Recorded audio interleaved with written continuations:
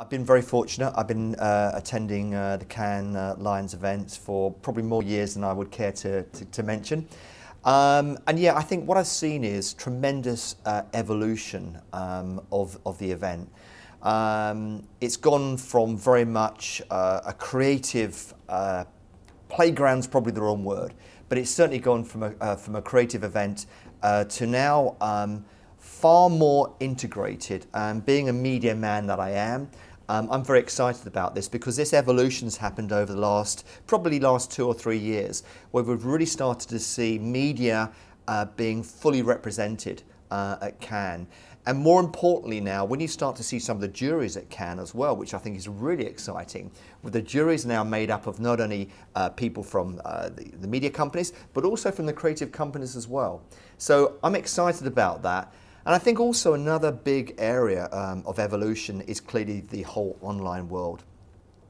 Cyber lions are becoming increasingly important. We, Nestle, we review all the best work every year. We're really, really keen to improve our creative product. And more importantly now, we want to make sure that we're producing integrated communication plans that fully leverage the best possible creative from our agency partners. So we're very excited about it in terms of this journey and how that's evolved. And for me, I want to make sure that we take out some great learnings. And I think that's one of the other things about Cannes for me, is that I always come away from Cannes every year surprising myself that I've always learned a few more things. I'm a big fan of Cannes, and I hope to be attending for quite a few more years. How do you sort of figure out change and how to, as a global brand, to address an increasingly fragmented media world, particularly through digital, social, but what are the challenges and how do you navigate through that? Okay, and great question. Basically, you've got to have a better communication, an integrated communication planning process. And, again, we have been on ourselves quite a long journey for several years.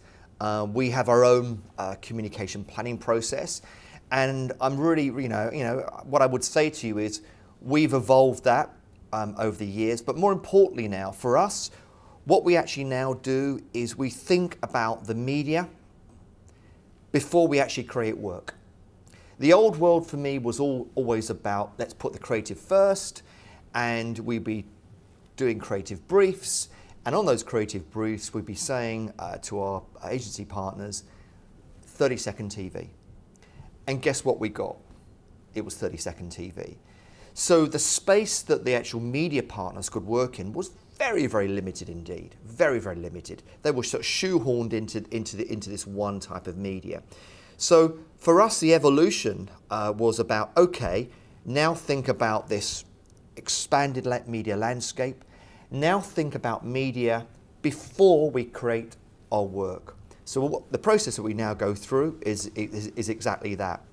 We challenge our creative and media partners, and more importantly, we get them to work together at a very, very early stage. So I've got both, creative and media getting involved at the briefing stage.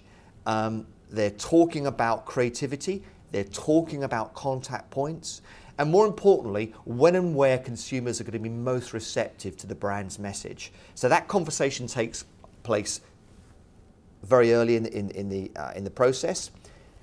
Then we'll talk about those final contact points we want to use, and then we'll start to develop work. And as a result of that, you really get connected work and a fully integrated plan. And again, big departure for us now is, there's no above or below the line. There is no line at all. We talk about all contact points, both in the online world and the offline world as well. And we'll make choices on that according to our target consumer.